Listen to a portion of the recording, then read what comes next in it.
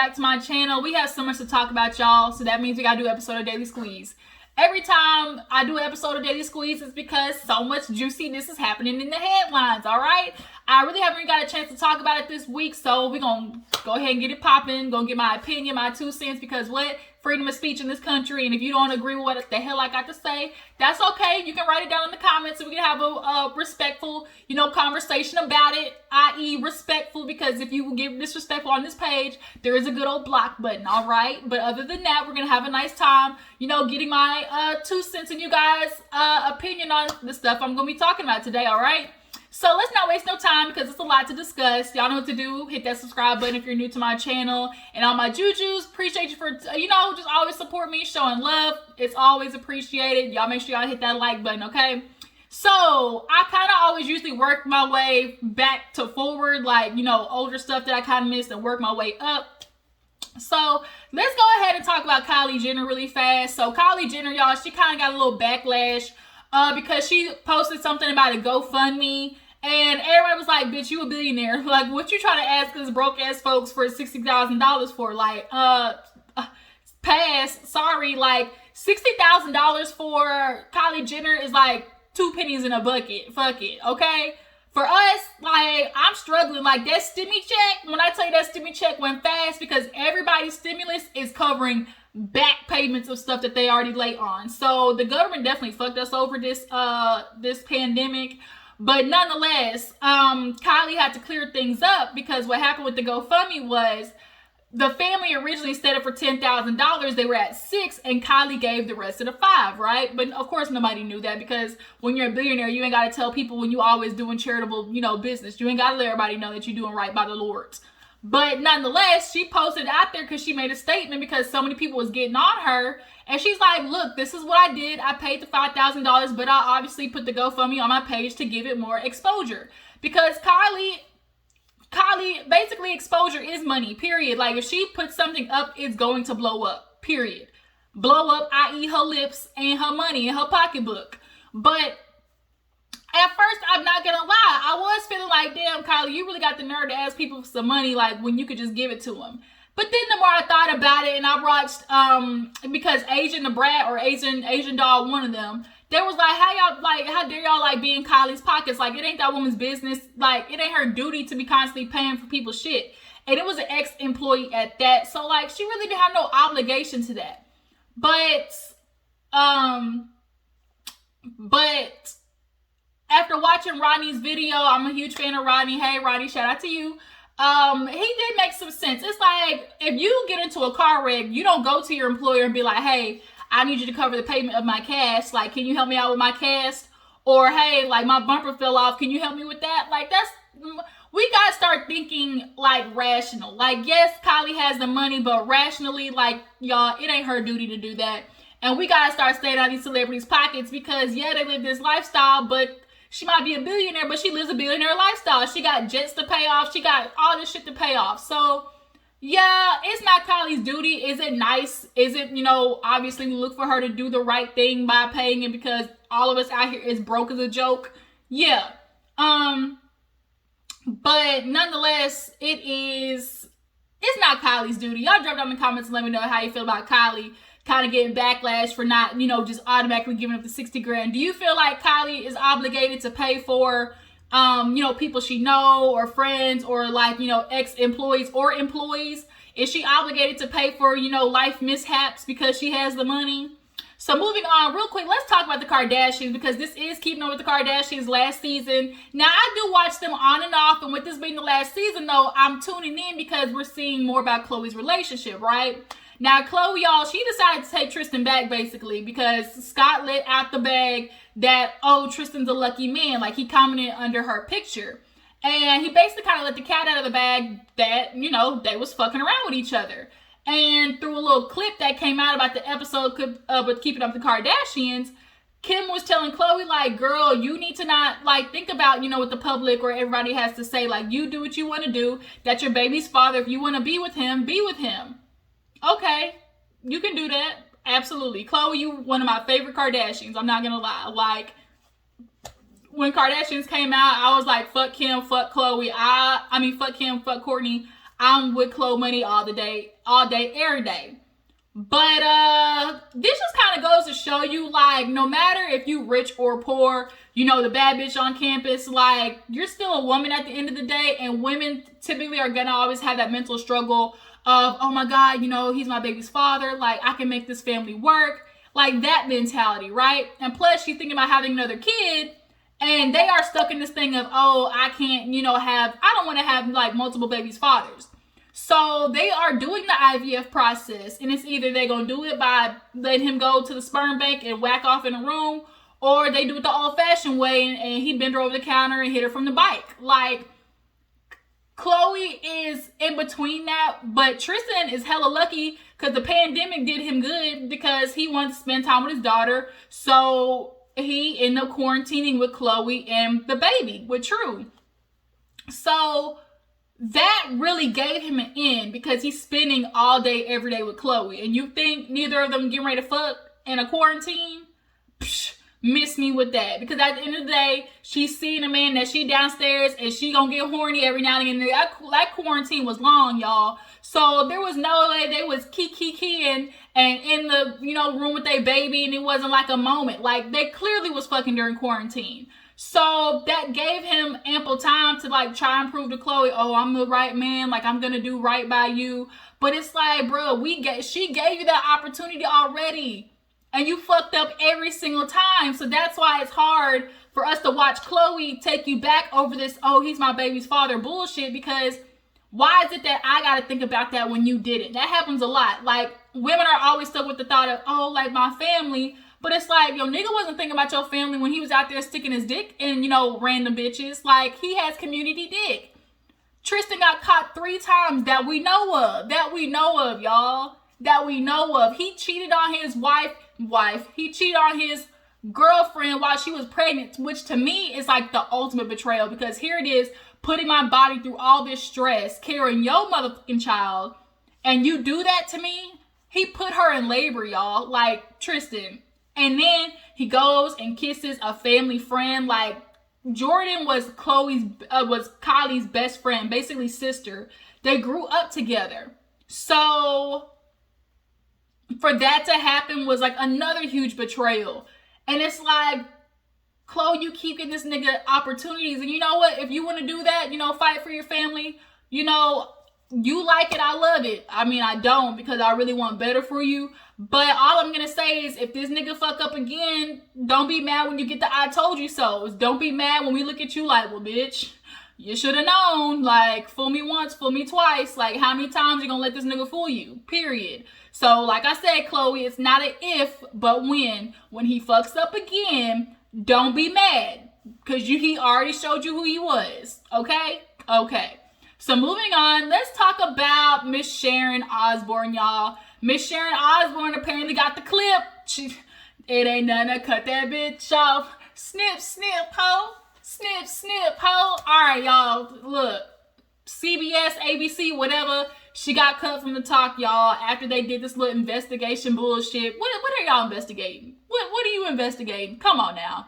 So we all know Sharon Osborne had a white woman moment on national TV trying to tell Cheryl, what are you crying for? You shouldn't be the one crying. I'm the victim here. And it's like, ma'am, nobody put you in this Piers Morgan situation except you. You're the one who commented on that Negro's page. Didn't nobody go and tell you to comment on Piers Morgan's Twitter? Didn't nobody tell you to do that, Sharon? So now you mad because you catching the heat and we were trying to teach Piers. Like, Piers clearly is a bigot and has a prejudice against black people, or at least specifically Megan. He has called that woman a liar. He don't believe nothing what she said, what happened in the Buckingham Palace. He said that. And he got called out by that dude who was quite good looking, actually, saying, Piers Morgan, you literally have been riding Megan's ass. I'm sorry that she didn't like you. You know, she didn't want to take you out on another date, because Megan apparently went and had drinks with Piers Morgan, and that same night met Harry. So basically, nigga is salty. He already don't like her because she partial black, you know, and then on top of that, she wouldn't go and proved up, because, I mean, Piers Morgan, they already got the ego of, oh, I'm a white man, I'm a white rich man, and I'm a white rich man that got a little sprinkle of British in him. So yeah, it's like he felt like he the A1 day one, and he got a TV show, so he felt a lot all high and mighty. And it takes usually a woman to knock him down off that little pedestal that they put themselves on to realize, nigga, you ain't all that. Like, you literally look like you like dry like a raisin in the sun. Like, that's what you look like, Piers.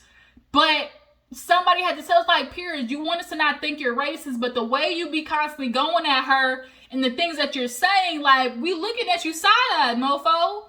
So for Sharon to sit there and be behind you, Cheryl tried to explain to Sharon, look, you're saying you're not racist, but you got to understand from an outsider's perspective, you're backing your friend.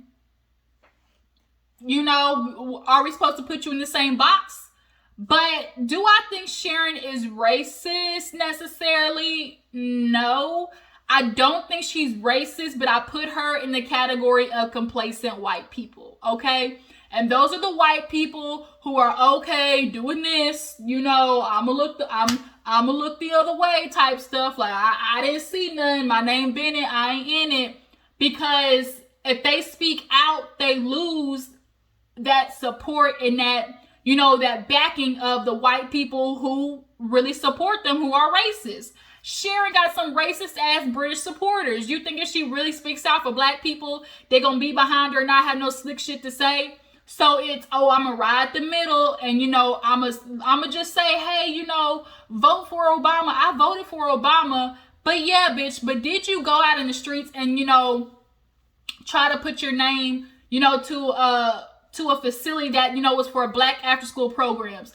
Did you, you know, raise awareness for, you know, Georgia? You know, in Georgia, they voting on shit right now that's even more trying to block black people's voters. Did you give awareness to that? Like, white people, y'all like to say, oh, I'm not racist. Cool. Like, but you're complacent, though. So you clearly have a prejudice, or you're just that okay. Like, if you're okay with racism and you're okay being complacent, don't be mad when people looking at you like the fuck. Like, when we looking at you sideways. So Sharon got the axe. Y'all know she got a good ass payout, because if your contract end early, they pay you out the rest of the money. And what's going to be next for her is the question.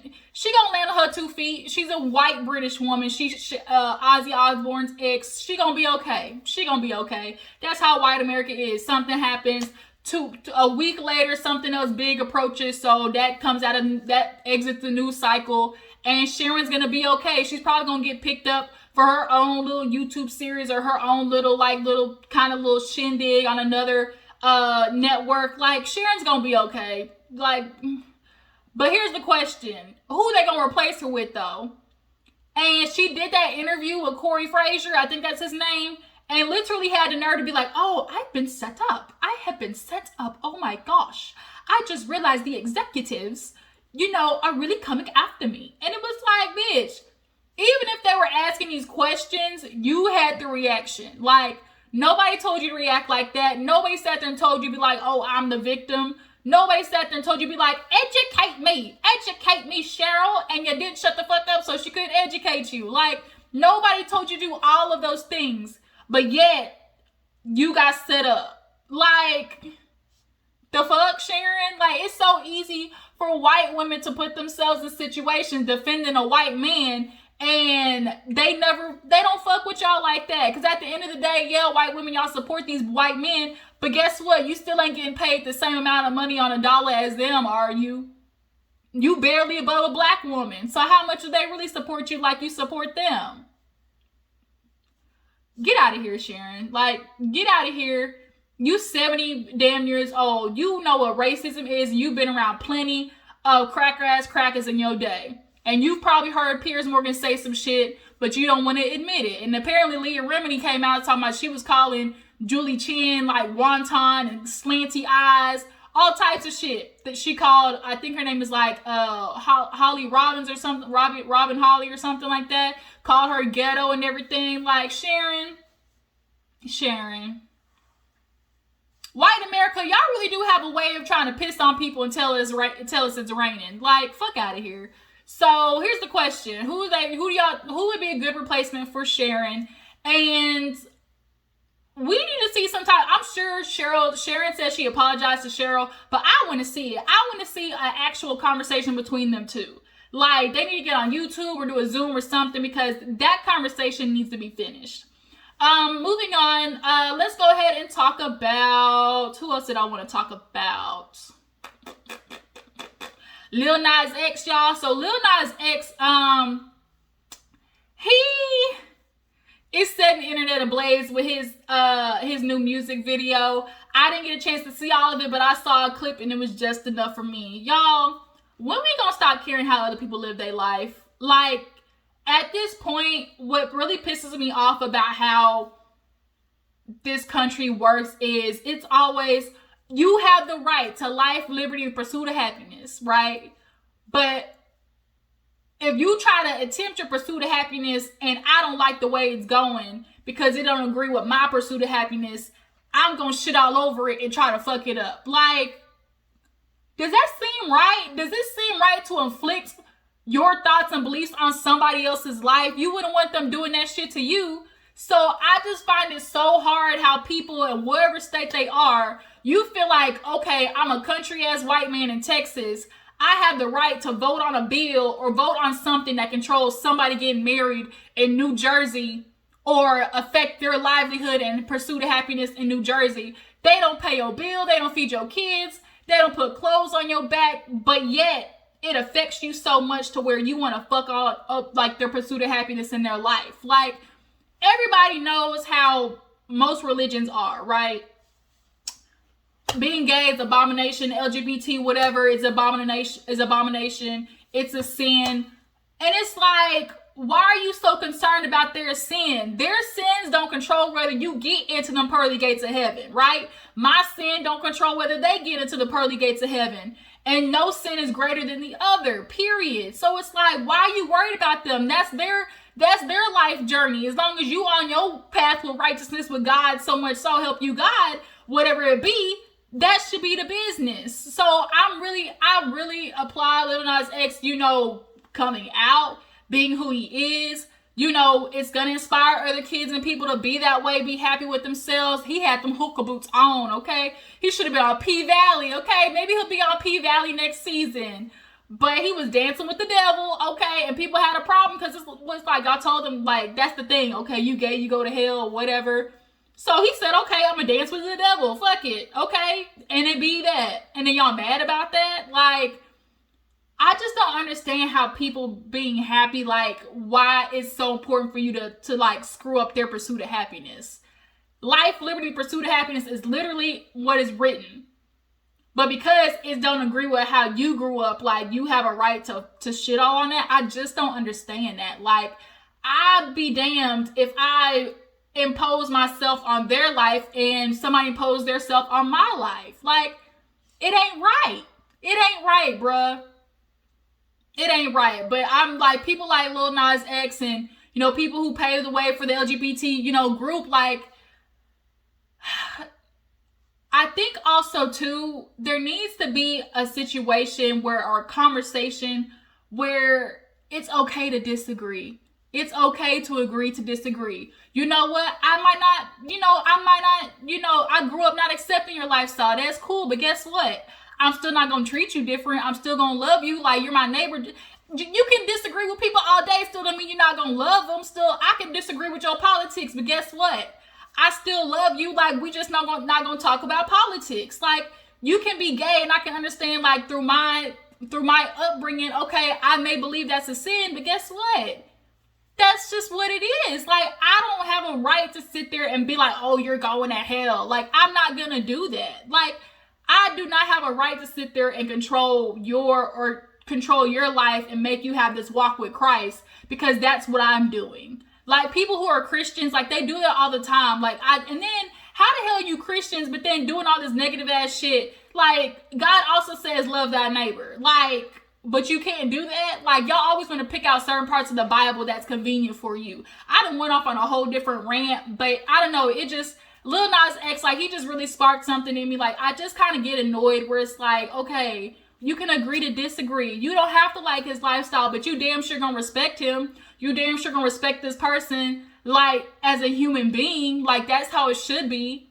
At the end of the day, you ain't got to agree with nothing that's goddamn in their life, but you still respect them as a human being. I can't. But, you know, Lil Nas has been posting pictures of him and his little hookah boots, and I love it. Like, don't nobody tell you, don't let nobody keep you from living your life, bro, because living unhappy, when I've been unhappy in my life, I'm telling you, like, that shit is unbearable. When you wake up and just, like, in a miserable place, it's rough. And I would, like, to be okay with making people feel like they have to live like that, like, fuck you. And fuck you and the horse you rode it on. Kick rocks with open-toed shoes. That's how I feel. But, y'all, tell me how you feel about Lil Nas X video. Like, do y'all feel like it is a good conversation starter? Do you feel like it should be, I don't know. I feel like that's another video that we could talk about, like just religion in itself and everything. But how do you guys feel about Lil Nas X coming out? How do you feel about him being in the industry as a black, you know, gay man? Like, obviously that's going to be another situation in itself, being a black gay man and then a black gay man in the industry. Hell, half these, you know, rapper mofos is undercover. You hear it all the time. These niggas be undercover. So your favorite rapper probably like dick in the booty holes. Period. So let's go ahead and move on. What else did I want to talk about? Oh, Mona Scott Young, y'all. So Mona Scott Young, she recently did like the Uncensored TV show or whatever. I think it's Untold or Uncensored. And she talked about how she doesn't get as much respect as Carlos King and Andy Cohen, you know, for her production, for her TV show. She feels like she gets villainized for this series of Love and Hip Hop. Hell, we all know Love and Hip Hop, right? And I get it, Mona, because Mona does have this kind of like cloud over her head, over her, you know, production of shows and stuff like that. And I will say, Mona, you have offered great opportunities and platforms for a lot of women, a lot of men. You know, Love and Hip Hop was based around, like she said, I wanted Love and Hip Hop to be about the women who endure the hip hop life. We know what the rappers and the artists and all of them do, but the women that be with them, like, they got a story to tell too. And that's where Love and Hip Hop started at. That's where it started at. But you see where Love and Hip Hop is at now. That's kind of where I have like this kind of with Mona, because we all remember Love and Hip Hop started with Chrissy and Jim Jones. That's Love and Hip Hop to the fullest. Like Chrissy and Jim Jones, that story is where it all started. But now when we see where Love and Hip Hop is now, Mona, you do gotta sit there and own up to the fact that it's went sideways, okay? It's definitely, and a lot of them people who were on Love and Hip Hop would say like, yeah, I basically got paid shit on the dollar, and they would come up to me and say, well, if this doesn't happen in the scene, like, you don't get paid. Oh, if you don't talk about this, like, we're not gonna pay you this much. And it really has become about messiness. Yeah, there's drama, but it's messiness that happens on Love and Hip Hop. And we see, you know, the Real Housewives, but has Real Housewives gotten dramatic? But it's never really, let's really be truthful. Real Housewives messy and Love and Hip Hop messy. Two totally different levels, y'all. Two totally different levels. And they at least pay they hoes good on Bravo, okay? Let's keep it real. They getting paid nice.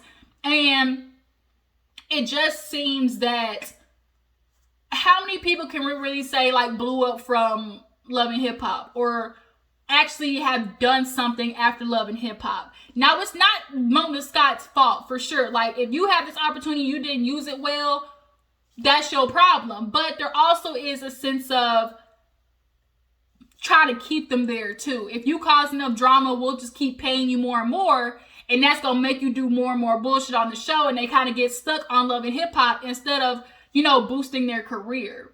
And so, Mona, yes, you are appreciated. Like, Cardi B, we would have no Cardi B without Love and Hip Hop. Would I think she'd be successful? Absolutely. But Love and Hip Hop definitely speeded that process up, because Cardi B was going to be on her way no matter what. But it definitely helped do that. But let's think about all of the hip hop people that came through, and where are they at now on Love and Hip Hop? Can y'all think of somebody else besides Cardi B? we have Jocelyn Hernandez. Now, apparently Jocelyn Hernandez said Mona out here fucking the cast. Now, I want to know who that is, though. I want to know who you sucking, fucking, clit rubbing, all that type of stuff. Mona, why didn't you say you was getting busy with the cast? I guess she was probably sleeping with them so they would get some more money, you know, tooting and booting it out for some money on that check, for a little bit more commas on that check. But, yeah, Mona Scott Young, y'all tell me how you feel about her kind of like, her disdain with kind of having this like villainization of Love and Hip Hop. Like, it's gotten bad. Like, it was supposed to follow the stories of love. Like, Kirk and Rashida, that's Love and Hip Hop. Like, that's a true ass story. You know, Rashida, although she hasn't really released no music like Rashida is, you know, hip hop kind of, you know, OG. And her love story, we all know her love story with Kirk, like, that is drama by itself. You know, we didn't need all the extra, oh, throwing shoes and that bitch that, and oh, this nigga this, and oh, he cheated. Like it gets, that's the drama that is real life drama. We don't need all this extra, like, messy bullshit that be with the females and stuff like that. So, Mona, like, y'all reward that extra messiness. I'm not saying that that's not rewarded on Real Housewives, because it definitely is, but it's just different, y'all. Like, y'all know the shit is just different, but that's my opinion. Y'all drop it in the comments and let me know how you feel. Am I reaching? Like, is it too much? Am I going way out the way for feeling like Mona isn't really like acknowledging the fact that Love and Hip Hop really isn't Love and Hip Hop anymore? We do have Akbar V though, y'all. She's kind of making a little come up, y'all. Akbar V, y'all remember she said, I got tired of being messy on Love and Hip Hop and, you know, being angry at the world. And like, she wasn't really doing music. She was in Love and Hip Hop. She wasn't really doing the music. But now she gave that shit up and look where she's at, y'all. She done got thick, PHAT, got that weight loss surgery, okay? And she said, I'm gonna do the damn thing. And I'm actually proud of Akbar because she is talented. She just always got pulled into the bullshit. So what else did I want to talk about? Versus, y'all. Versus, we have SWV and Escape. That's gonna be a good one, y'all. But, let me think of Escape. You know, always Escape is gonna be kick off the shoes and relax the feet. Then there's gonna be understanding. What I need from you is understanding. And then one of my favorites is, damn, I literally just had it on the tip of my tongue. What was it? Not I'm So Into You. Damn, what is it? Shit, it was just on the tip of my tongue. Not understanding. Oh, Who Can I Run To? That's what it is. Who can I run to? Doo-doo. Because my favorite part on that one is, who can I run to? That's my part. Ha, do, do, do, do, do, do. When I need love. Do, do, do, do, do, do, do, do, do. Who can I run to? That's my part, okay? Now, SWV though, okay, y'all, sister with voices. I'm so into you. Okay, that's a good one. Obviously, we know Weak. Then we have one of my favorites, Rain. Now, why did 5 years ago I just now learned Rain was talking about nigga ejaculating on the girl's face? I did not know that. I swear to God, I did not know that. Madness, you nasty ass hoes. Y'all trying to be some porn stars undercover, little freak of leaks. But that's still my song. Rain down on me. Let your love just fall like rain, just rain on me. Do. That's a good. Y'all, SWV got this, because I'm just going down the Rolodex in my head. I'm sorry, y'all. SWV got it. They got it. Period. Like, y'all drop in the comments, tell me how you feel about SWV and Escape. Who do you think is going to win, y'all? I think it's going to be SWV. I just feel like, they just got more like those like R&B songs that just really just hit you, right? I'm trying to think of another one. They did that feature, the sample of that Michael Jackson song. I can't think of it. Let's see. What's another one? That's a big, huge one. Is it all I Want? Is it Love? Dang, what is that song? These songs right into my tongue, but I cannot think of it. But yeah, SWV versus Escape. Who's another one? Y'all, now let me tell you an artist that is so slept on that had, when he was in his prime, he had some hits. Jamie Foxx. I know, y'all think that is crazy, but y'all, Jamie Foxx has some fucking hits, y'all. Go back in YouTube and Google Jamie Foxx, and I promise you gonna be reminded.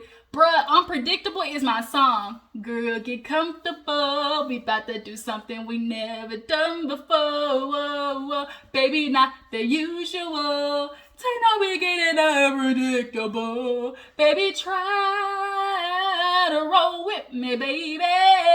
Baby, I'ma make it feel like you never felt. Girl, I'ma touch you up. We get unpredictable. Shoot, that's my song. What's another one? Blame It on the Alcohol. That's another good one. He had that one with Twister.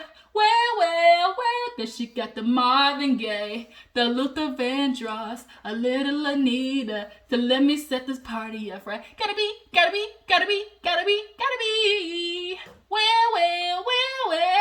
Let me quit playing. I'm gonna have to listen to this damn songs. Blame It on the Alcohol, of course.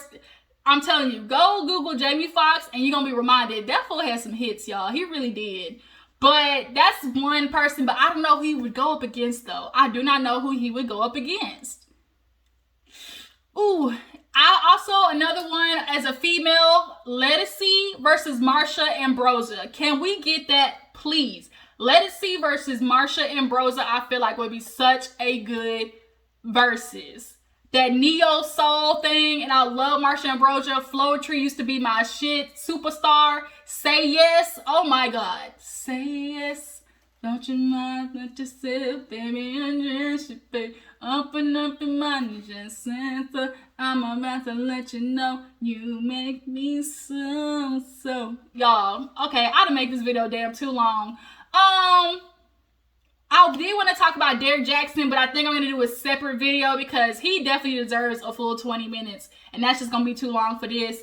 But, you know, we talked about some good stuff, okay, on here, you know, on this episode of Daily Squeeze. So y'all just drop down in the comments and tell me, you know, how you feel about everything that we talked about today. The verses, who do y'all think is going to win? Lil Nas X, how do you guys feel about the backlash that he's getting? Do you feel like people should just stay out of his motherfucking business? Sharon Osborne, do y'all feel bad for her getting fired? Do y'all feel like there should have been an opportunity for her to maybe prove herself? Maybe come back and talk to the black community and Cheryl? Yeah, I think there's some other stuff I wanted to talk about, but it's all right. I got to go to the bathroom, go get something to eat. So I'll definitely check you guys in the next video. I will talk to you guys later. Deuces.